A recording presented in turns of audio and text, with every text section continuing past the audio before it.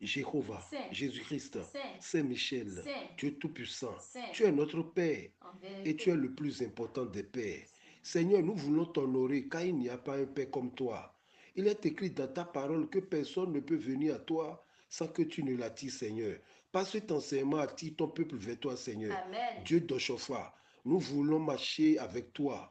Que cet enseignement soit une piqûre de rappel pour ton peuple. Amen. Au nom de Jésus-Christ. Amen. Le thème de cette semaine est intitulé Ma marche avec Dieu est-elle un modèle? Genèse chapitre 6, le verset 9 à 15 sera notre texte de base. Voici la postérité de Noé. Oui. Noé était un homme juste et intègre. Dans son temps, Oui. Noé marchait avec Dieu. Noé engendra 3 fils, Oui. Sem, Cham et Japheth. La terre était corrompue devant Dieu. Oui. La terre était pleine de violence. Dieu regarda la terre et voici, Oui. elle était corrompue car toute chair avait corrompu sa voie sur la terre.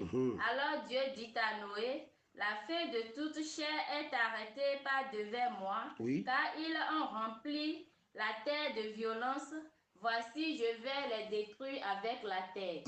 Fais-toi une arche de bois de gopher. Tu disposeras cette arche en cellules et tu l'enduras de poids en Oui. dedans et en dehors. Oui. Voici comment tu la feras. L'arche aura 300 coudées de de longueur, 50 coudées 50 coudées de largeur et 30 coudées de hauteur. Merci. Alléluia. Alléluia. Alléluia. Alléluia. Alléluia. Alléluia. Ma marche avec Dieu est-elle un modèle? Ce thème est un thème relatif à la vie et au ministère de notre patriarche SBJ Oshofa. Paix soit sur lui. Car non seulement il est un grand prophète, ce grand homme est un modèle à suivre. Alléluia. Alléluia. Pendant que je préparais ce message, le Saint-Esprit m'a dit que ton père aussi, Borobé François, a marché avec moi et il est un modèle. Le thème dit, ma marche avec Dieu est-elle un modèle? Un thème interrogatif. Vous voyez, l'expression marcher avec Dieu dans le contexte biblique fait allusion à un individu dont Dieu est le centre de tout dans sa vie. Exemple, quelqu'un qui vit par la foi en Christ sans rien ajouter, marche avec Dieu. Vous savez, quand quelqu'un positionne son Dieu en priorité et s'il refuse de se compromettre, il marche avec Dieu. Et on souligne que cet homme est agréable à Dieu. Donc, celui qui marche avec Dieu, celui-là doit être un modèle, car il doit être agréable à Dieu. Bien-aimé, pour savoir si quelqu'un marche avec Dieu, il faut qu'il vit au milieu, c'est-à-dire d'une génération apostate, et d'une génération qui vit loin de la voie de Dieu. Pour bien traiter ce thème, j'aimerais prendre l'exemple de 3 grands hommes qui ont marché avec Dieu et qui sont devenus un modèle. Il s'agit premièrement d'Enoch, deuxièmement de Noé, troisièmement de Papa Oshofa, SBJ Oshofa, Samuel Bileou, Joseph Oshofa. Paix soit sur lui. Alléluia. Alléluia. Premièrement, prenons l'exemple d'Enoch. La première personne qui a marché avec Dieu, c'est Enoch. Genèse chapitre 5, le verset 24. Enoch marcha avec Dieu, Oui. Puis il ne fut plus Oui. parce que Dieu le prit. Il a fait quoi? Avant que Dieu le prie, il a marché avec Dieu. Mais quel a été son secret? Enoch avait c'est-à-dire, comment on peut comprendre que dans Genèse chapitre 5, quelqu'un marchait avec Dieu? Quel est son secret? C'est parce que Enoch voyait chaque jour le jardin d'Éden qui était fermé. Et il a posé la question à son ancêtre, en l'occurrence à Adam. Car si vous calculez la différence d'âge, vous verrez qu'Enoch a vu Adam. Il avait posé une question. Pourquoi nous n'entrons pas dans ce lieu, dans ce jardin? Et Adam, à son tour, l'a dit. Nous vivions dans le jardin jusqu'au jour où nous étions chassés à cause de la désobéissance à la voix de Dieu. Genèse chapitre 3, le verset 24.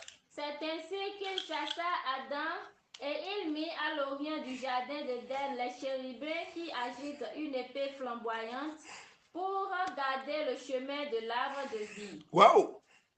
C'est là où Enoch a su que si par la désobéissance, Dieu a chassé mes ancêtres, donc par l'obéissance, Dieu peut accepter un homme. Et c'est comme ça qu'Enoch commence par améliorer sa conduite parmi ses contemporains. Quand on lit le texte néo-testamentaire de Judas, on s'aperçoit bien que ça ne se passe pas très bien au temps de Noé.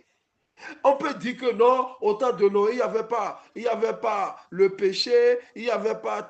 Non, ça ne se passait pas bien au temps de Noé aussi. Jude chapitre 1, le verset 14 à 15. Écoutez ce que Dieu a révélé à Judas. Dieu l'a révélé au temps de Noé ce qui se passait. Le verset 14-15. C'est aussi oui? Pour eux qu'Enoch, le septième depuis Adam, le septième depuis Adam, a prophétisé il a prophétisé en ces termes que voici le Seigneur est venu avec ses saintes myriades, oui, pour exercer un jugement contre tous, oui, et pour faire rendre compte à tous les impies, oui, parmi eux de tous les actes d'impiété oui, qu'ils ont commis et de toutes les paroles injurieuses qu'on préférait contre lui des pécheurs impies. Ça veut dire quoi? Au temps de Noé, il y avait des pécheurs impies. Waouh! Au temps de Noé, il y avait des paroles injurieuses. Au temps de Noé, d'Enoch du moins ça, il y avait des actes d'impiété. Ça ne se passait pas bien en son temps aussi. Au temps d'Enoch, il y avait, c'est-à-dire des blasphémateurs. Au temps d'Enoch, il y avait, c'est-à-dire des impies. C'est quand on parle d'impies, vous connaissez ce que ça veut dire? Enoch est un modèle. Enoch est un modèle pour nous, mes chers bien-aimés. Moi, je l'admire, je vous assure, il m'a étonné, car bien-aimé, écoutez, Enoch ne possédait pas le panorama des exploits des grands héros du biblique pour l'inspirer. Il n'avait pas eu la Bible, ni l'Ancien Testament, ni le Nouveau Testament. Il n'avait pas un homme de Dieu comme modèle qu'il devait imiter en ce temps.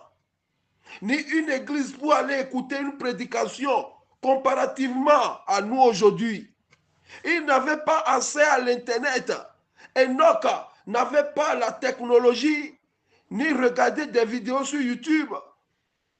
Pour vivre sa foi, il n'avait rien de cela. Il est simplement un homme qui a une expérience personnelle avec Dieu et qui fait le choix de vivre pour lui. Il a fait le choix de vivre pour son Dieu. C'est ce qui nous manque aujourd'hui, une expérience personnelle. Nous vivons dans les expériences des autres. De nos jours, Dieu cherche encore des Enoch, des hommes et des femmes qui vont plus loin avec lui. Car plusieurs chrétiens sont comme Saoul, qui ont commencé par l'obéissance, mais qui sont tombés dans la désobéissance. 1 Samuel chapitre 15, le verset 22-23. Samuel dit, l'Éternel trouve-t-il du plaisir dans les holocaustes et les sacrifices, comme dans l'obéissance à la voix de l'Éternel? Voici, l'obéissance vaut mieux que les sacrifices, et l'observation de sa parole vaut mieux que la graisse des béliers. C'est ça. Car la désobéissance est aussi coupable que la divination, et la résistance ne l'est pas moins que l'idolâtrie et les téraphins, puisque tu as rejeté la parole de l'Éternel, il te rejette aussi comme roi. Voilà. Et c'est ce que nous faisons aujourd'hui. C'est ce que font la plupart des nôtres aujourd'hui. On a tourné dos à la parole de Dieu. On ne respecte plus la parole de Dieu. Encore au début, on a commencé avec une Bible. Mais maintenant, on a jeté la Bible loin. Ma marche avec Dieu est-elle un modèle? Tu ne peux jamais être un modèle sans la parole de Dieu, bien-aimé. Aller à l'église le dimanche et lire quelques versets durant la semaine ne fait pas de nous des gens qui marchent avec Dieu. Non. Le vrai test de marcher avec lui se présente lorsque nous avons des choix de vie à faire. C'est là où on voit si tu marches avec Dieu ou pas. C'est lorsque nous avons des choix de vie à faire. Allons-nous compromettre ou obéir à la volonté de Dieu? C'est là la question. Marcher avec Dieu veut dire vivre en obéissance à sa parole et à son plan divin. Bien-aimé, la marche avec Jésus n'est pas toujours facile, mais persévère et le Seigneur te soutiendra. Il dit à Josué, va avec la force que tu as. Je vais intervenir, mais toi, lève-toi d'abord, va avec la force que tu as. Alléluia. Alléluia. La personne qui marche avec Dieu ne vit pas une vie d'égocentrique. Elle ne désire pas que ses propres desseins. Non, marcher avec Dieu, c'est aller là où il veut que nous allions. Alléluia. Alléluia. Marcher avec Dieu, c'est soumettre et consacrer notre carrière, notre business, nos rêves et nos ambitions à sa volonté suprême. C'est le choix d'Enoch. Alléluia. Alléluia. Et ce, malgré la température spirituelle de son entourage, il a été ferme. Alléluia. Alléluia. Il a marché avec Dieu pour une période de 300 ans. Lorsqu'il a eu 65 ans, il a mis au monde son premier fils, Methouchéla. Et après la naissance de Methouchéla, il a fait 300 ans de marche avec Dieu. Alléluia. Alléluia. Ce qui est aussi fascinant avec ce personnage Enoch, c'est qu'il est le seul avec le prophète Élie à ne pas avoir connu la mort, mais qui de façon surnaturelle a été enlevé. Enoch marcha avec Dieu et il ne fut plus parce que Dieu l'a pris. Et Hébreu va loin, Hébreu chapitre 11, le verset 5. C'est par la foi qu'Enoch fut enlevé pour qu'il ne vit point la mort et qu'il ne parut plus parce que Dieu l'avait enlevé. Car avant son enlèvement, il avait reçu le témoignage qu'il était agréable à Dieu. Qu'il était agréable à Dieu. Quel est ton témoignage dans tes entourages? Quel témoignage les gens font de toi dans ta maison? Ta femme peut avoir. Quand on demande à ta femme quel témoignage ton mari a, est-ce que ta femme dira, mon mari est chrétien? Je profite de l'occasion. Ma femme, Jeanne, je suis un chrétien? Bien sûr. Waouh! Waouh, waouh, waouh, waouh, waouh, waouh. Au moins, j'ai ce témoignage. Donc, tu devais poser cette même question à ta femme à la maison, toi qui m'écoutes.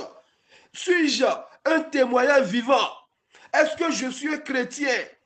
Et tu entendras ce qu'elle dira. Mais car avant son enlèvement, il avait reçu le témoignage qu'il était agréable à Dieu. Waouh! Sur ta paroisse, quel témoignage tu as? Ma marche avec Dieu est-elle un modèle? Dans ton lieu de travail, quel témoignage tu as? Dans ton village, tu as quel témoignage? Même parmi tes propres frères, est-ce que tes propres fils diront que notre papa est un exemple? Tu frappes leur main devant eux. Tu triches dans le quartier, sur la paroisse. Tu dévies l'argent de paroisse. Tu manges n'importe comment. Alléluia. Alléluia. Enoch a voulu, c'est-à-dire, aller dans une autre dimension. Enoch a évolué à un autre niveau et il a marqué l'histoire biblique à cause de sa foi authentique. Bien-aimé, Dieu nous appelle à un autre niveau, à une autre dimension, celle de la foi, comme il a fait avec Pierre. Écoutez, Dieu a appelé Pierre à une autre dimension. Dieu, Jésus-Christ, a appelé Pierre parmi tant d'autres.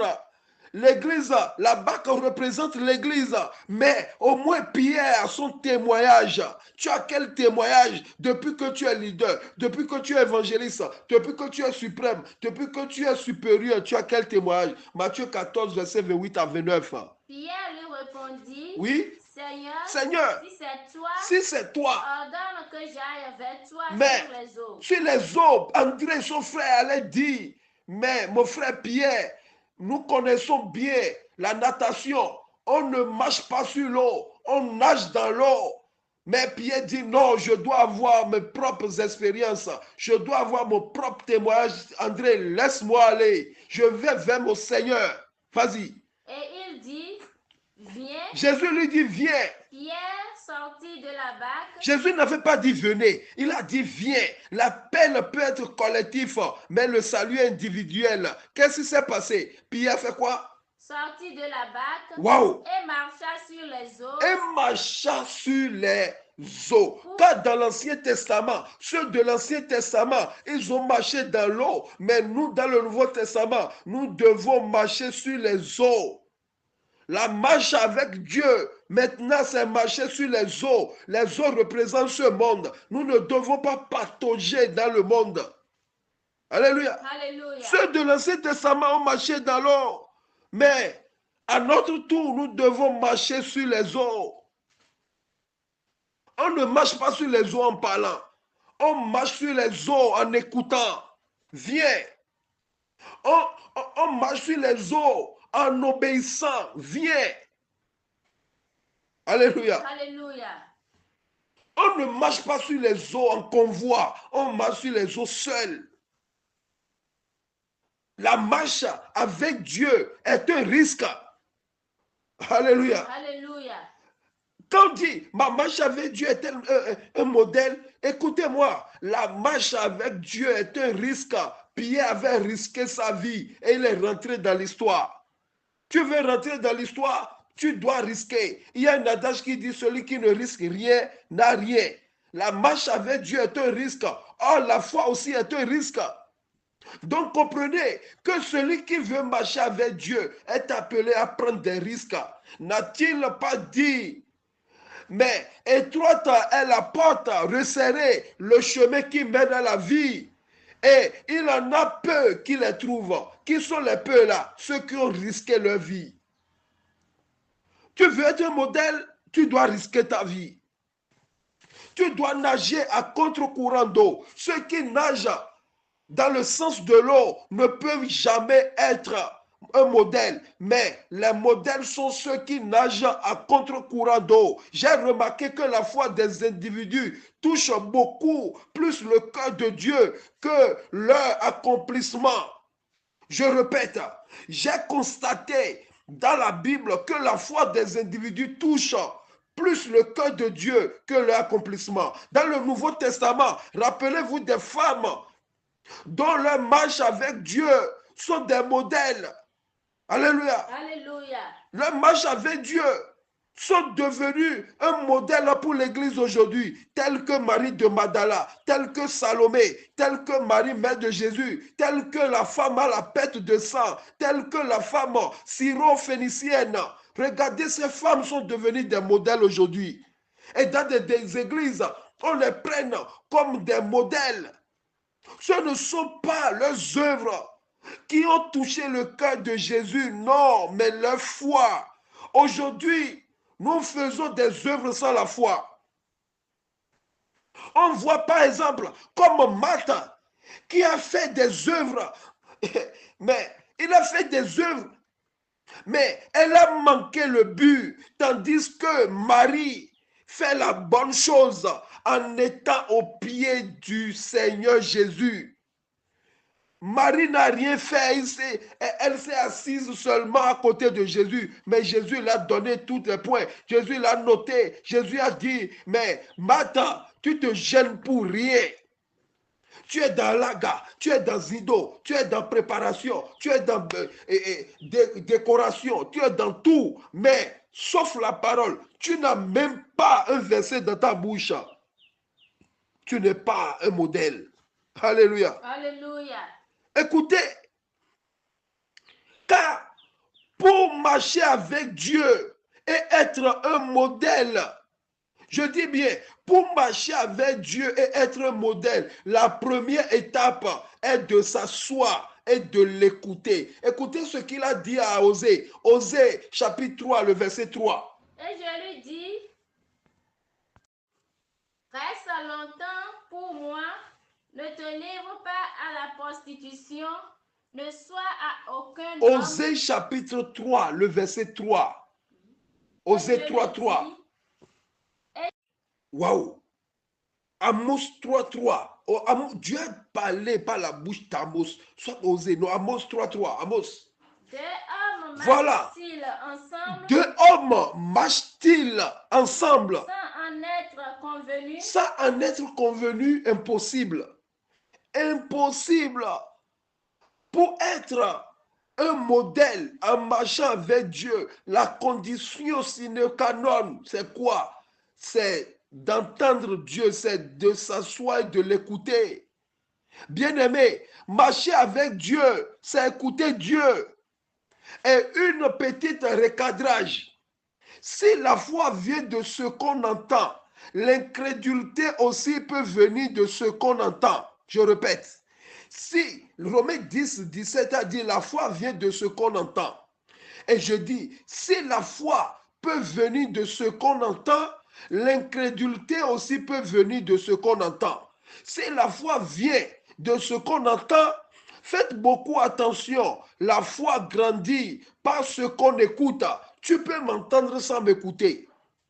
Faisons la différence. Si la foi vient de ce qu'on entend, il faut que cette même foi grandisse. Mais pour grandir, cette foi, pour son agrandissement, tu ne dois plus rester d'entendre, tu dois écouter. Oui, car tu peux m'entendre sans m'écouter. Que Jésus-Christ nous accorde une bonne écoute. Alléluia. Alléluia. Le centenier romain va toucher le cœur de Jésus à cause de sa grande foi. Une personne qui marche avec Dieu illustre sa vie par la foi et non pas le nombre de voitures qu'il a payées, ni par les maisons qu'il a réussi à construire sur cette terre. Ce n'est pas la grade ni les toges qui illustrent la marche avec Dieu, non. Bien-aimé, Dieu ne définit pas la vie d'un homme à ce qu'il a, mais à ce qu'il est. Tu es quoi? C'est pas tu as quoi, tu es quoi? Je veux t'encourager. Alors toi qui écoutes cet enseignement, à faire l'introspection de ta vie. 77 ans. L'église là a fait 77 ans sur cette terre. 7 ans. La perfection plus la perfection. Tu dois faire l'introspection de ta vie. Pas la peine de danser à Rwambaoun cette semaine. Es-tu quelqu'un? C'est-à-dire, nous devons poser ces 3 questions dans cette semaine. Première question, es-tu quelqu'un qui va à l'église ou qui marche avec Dieu? Deuxième question, es-tu une personne qui s'intéresse aux choses de Dieu ou qui marche avec Dieu? Troisième question, quelle est la vraie place de Dieu dans ta vie? Réponds ces 3 questions avec sincérité. Ma marche avec Dieu est-elle un modèle? Prenons un autre modèle de la marche avec Dieu. Je veux nommer Noé. Il est un modèle. Noé marchait avec Dieu dans une génération dont la méchanceté était accrue. Genèse chapitre 6, le verset 9, texte du jour. Voici la postérité de Noé. Oui. Noé était un homme juste et intègre dans son temps. Noé marchait avec Dieu. Waouh! Il est quoi? Un homme juste et intègre en son temps. Waouh! Noé est le deuxième personnage de la Bible après Abel, dont on nous dit qu'il était un homme juste car il marchait avec Dieu. C'est la deuxième personne. Après Abel, personne n'est plus trouvé juste. C'est à Noé on a attribué ce titre. Le verset 10. Noé engendra 3 fils, Sem, Cham et Japheth. Waouh! Les 3 fils de Noé, Sem, Japheth et Cham, ces 3 fils représentent les 3 continents.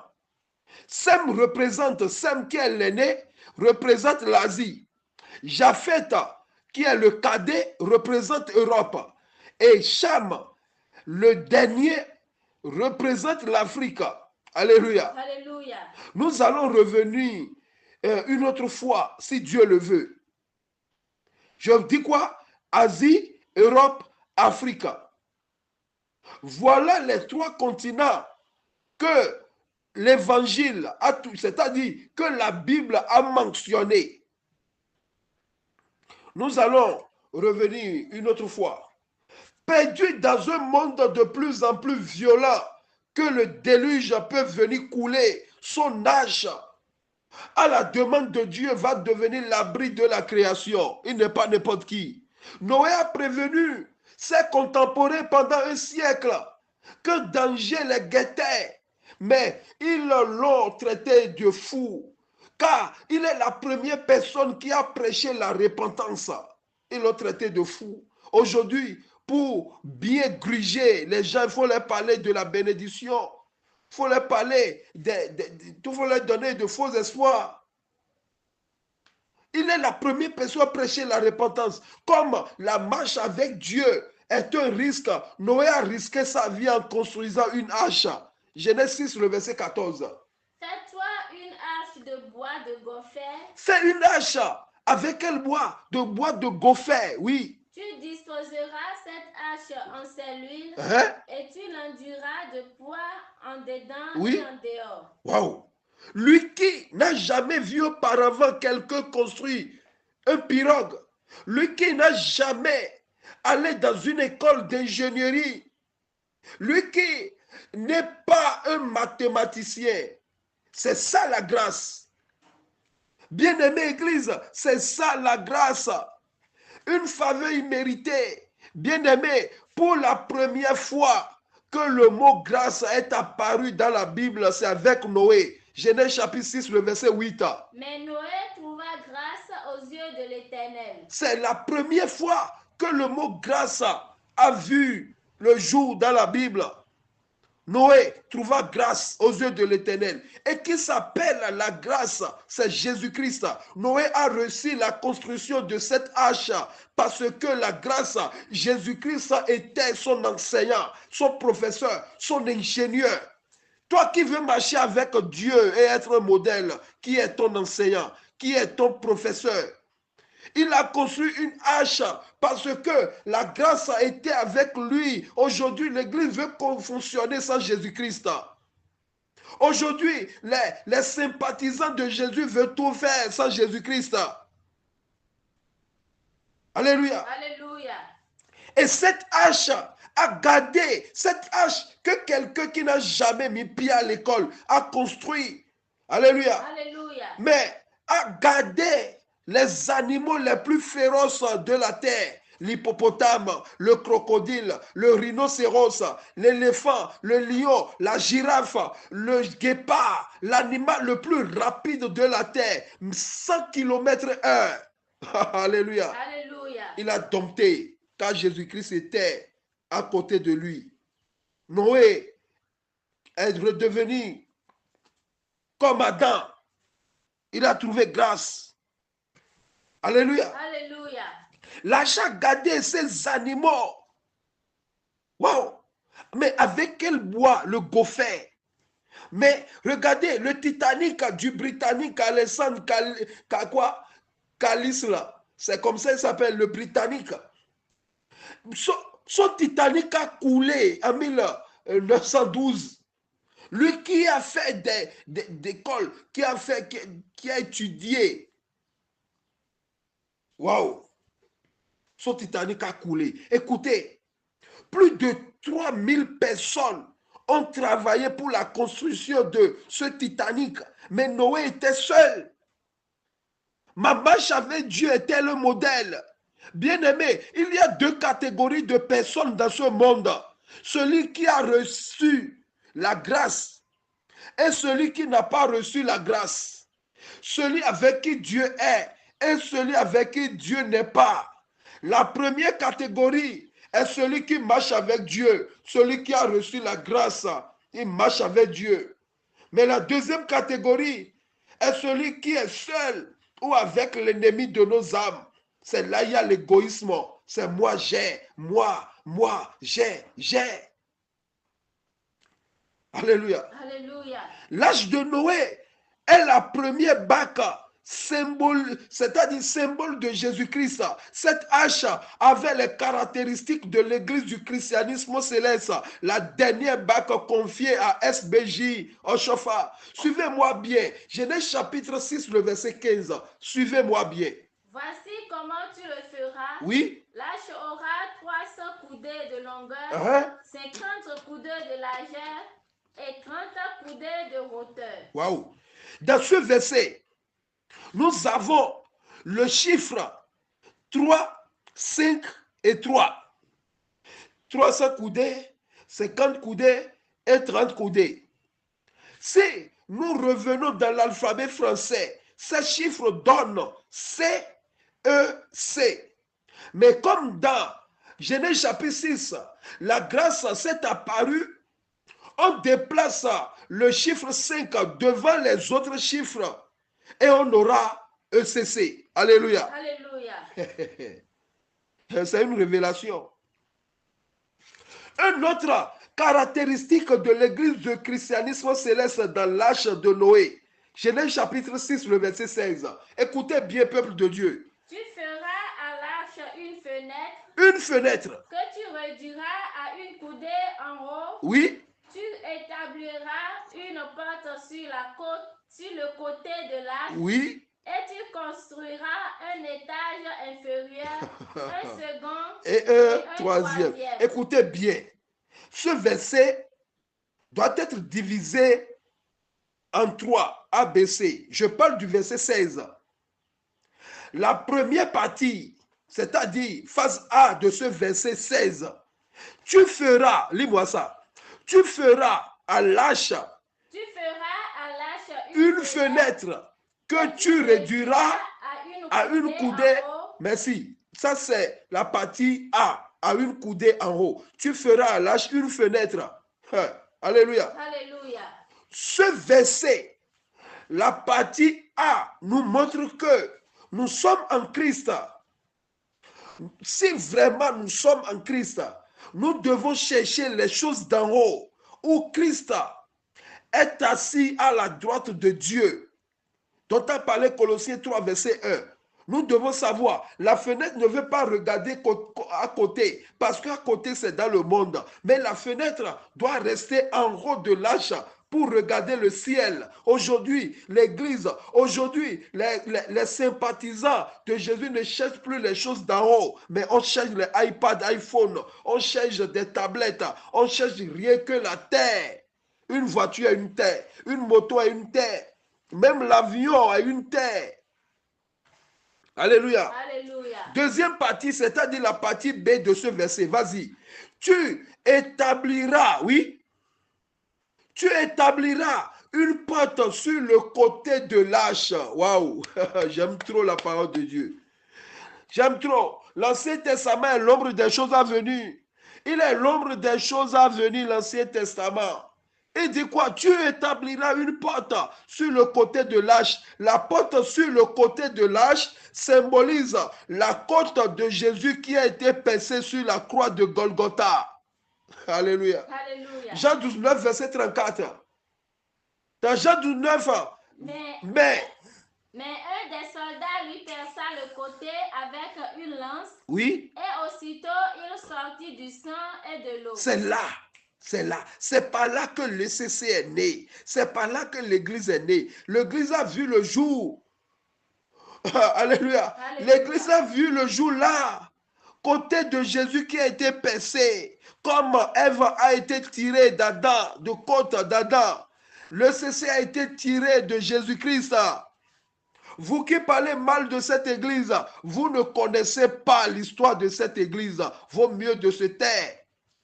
La troisième partie de ce verset, Genèse 6, le verset 16, phase C. Écoute, il dit quoi? Et tu construiras un étage inférieur, un second et un troisième symbole. C'est-à-dire ce verset symbolise le temple de l'ECC. Nos temples sont subdivisés en trois parties, la nef, le lieu saint et le lieu très saint. Dieu se souvient de Noé et l'arc-en-ciel et l'arc-en-ciel.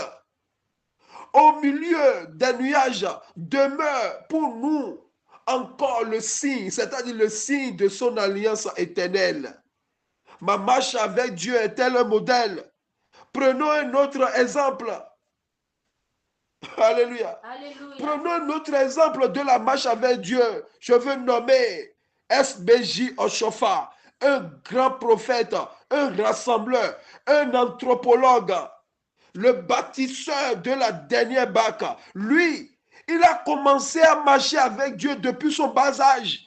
Car son père l'avait consacré à l'âge de 7 ans. C'est pour cette raison, son père l'a nommé Samuel, comme le jeune Samuel, l'enfant d'Elkana et de Anne. Il est né en 1909. Lorsqu'il a 38 ans, Dieu l'a missionné. Il fut arrêté dans la forêt de Rougan-Godro le 20 mai 1947. Pas 23 mai, c'est pas 23 mai, mais 20 mai 1947. Il eut une éclipse solaire. Et une voix lui a dit, Luli, Luli, Luli, qui veut dire grâce, grâce, grâce. Et depuis 1947, Luli est toujours parmi nous. Après l'avoir confié, la mission SBJ Oshofa a continué. Encore la marche. Il a continué encore sa marche avec Dieu. Et il a achevé l'œuvre qui lui a été confiée pendant une période de 38 ans encore. À l'âge de 38 ans, on l'a appelé. Il a achevé l'âge, il a achevé la mission à l'âge de 38 ans avec des miracles, des prodiges et des résurrections en son natif. Il est mort le mardi 10 septembre 1985 et on l'a enterré 38 jours après, c'est-à-dire 19 octobre 1985. Écoutez-moi bien. On a maintenant 38 ans fois 3. À l'âge de 38 ans, on l'a appelé. Il a fait, c'est-à-dire il a accompli la mission pendant une période de 38 ans. De sa mort jusqu'à son enterrement. Et ça fait 38 jours. Est-ce qu'un hasard? Est-ce que c'est du hasard? Ah, je vous rappelle que le nombre 38 égale 11. 2, 1, 1 égale 11. Je vais utiliser ce nombre après. Il a fait un accident le 1er septembre, le mois de la descente de l'église qui est venue des cieux. Le chiffre 1 est revenu encore. Il est mort le 10 septembre. Le chiffre 1 est revenu encore. Alléluia. Alléluia. On l'enterre le 19 octobre. 1 plus 9 égale 10. Le chiffre 1 est revenu encore. Est-ce que je veux... Qu'est-ce que je veux dire par là? Qu'est-ce que je veux enseigner par là? La mission confiée à SBJ Oshofa est l'adoration d'un seul Dieu. Vous qui mélangez tout dans cette église, vous avez de comptes à rendre à l'Éternel. Vous qui marchez contre les principes de cette église, vous avez de comptes à rendre, quel que soit ton niveau, quelle que soit ta position. Fais-le bien, car bientôt tu passeras à la caisse. Alléluia. Alléluia. Alléluia. Alléluia. Alléluia. Alléluia. Sa vie et sa mort nous véhiculent un message fort d'être un et indivisible. Mais regardez ce qui se passe de nos jours. Division par-ci, division par-là. Chef mondial par-ci, chef mondial par-là. Il y a des pasteurs même, on les dépasse même, on ne les connaît même plus. Alléluia. Alléluia. Parce qu'ils sont incapables de résoudre le plus petit des problèmes. Ce sont eux qui en ont des problèmes de tête jusqu'aux pieds. Alléluia. Alléluia. Voilà ce que nous rencontrons de nos jours. Voilà ce que nous subissons. Les brebis sont malades. Il y a des brebis chétifs. Il y a des brebis malades, des galeux. Ça, quelqu'un peut pour les soigner. Alléluia. Alléluia. Le prophète, lui, il était conscient de ces choses de son vivant. Et il a parlé comme Moïse, Deutéronome 31, le verset 29.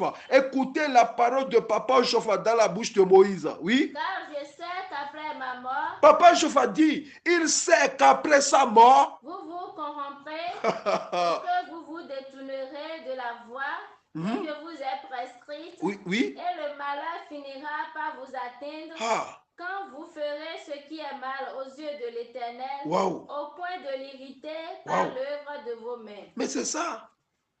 Mais comme Moïse, le prophète, avait déjà maudit ceux qui seront rebelles dans cette église, quitter la rébellion. Mais pour ceux qui seront dociles, Deutéronome 32, le verset 46 à 47. Il leur dit, oui, prenez à cœur toutes les paroles que je vous conjure aujourd'hui de recommander à vos enfants, afin qu'ils observent et mettent en pratique toutes les paroles. Oui. Car ce n'est pas une chose sans importance pour vous, c'est votre vie. C'est notre vie. Et c'est par là que vous prolongerez vos jours dans les pays dont vous aurez la possession après avoir passé le Jourdain. Wow! C'est-à-dire, il a déjà tout dit. Cette église purifiera le monde. Mais nous devons marcher selon les principes. Une question pour terminer. Mais pourquoi aujourd'hui les jours ne sont plus prolongés? Car il a dit si vraiment nous sommes dociles, mais nous allons prolonger nos jours. Aujourd'hui, regardez ce qui se passe. À 20 ans, 25 ans, 35 ans, les jeunes meurent. Mais pourquoi aujourd'hui les jours ne sont plus prolongés? Répondez-moi à cette question dans les commentaires. Soyez bénis. Amen. Au nom de Jésus-Christ. Amen. Jéhovah, Saint. Jésus-Christ, Saint-Michel, Saint. Dieu Tout-Puissant. Saint. Ta parole vient d'être libérée, Seigneur. Seigneur Dieu Tout-Puissant, aide-nous. Amen. Alléluia. Alléluia. Aide-nous, Seigneur. Aide-nous, Seigneur. Amen. Chaque jour, notre marche ne rime pas avec ta marche, Seigneur. Aide-nous, Papa. Amen. Accompagne-nous, garde nos mains, amène-nous à une bonne destination. Amen. Pour la gloire de ton nom. Amen. Au nom de Jésus-Christ. Amen. Jéhovah. Saint. Jésus-Christ. Saint. Saint-Michel. Saint. Cette parole nous tient à cœur, Seigneur. Touche ton peuple. Amen. Sois le conducteur de cette barque, Seigneur. Amen. Viens, ravis la conduite de leur main, Seigneur. Amen. Agis pour la gloire de ton nom. Amen. Amen, amen, amen, au nom de notre Seigneur Jésus-Christ. Alléluia.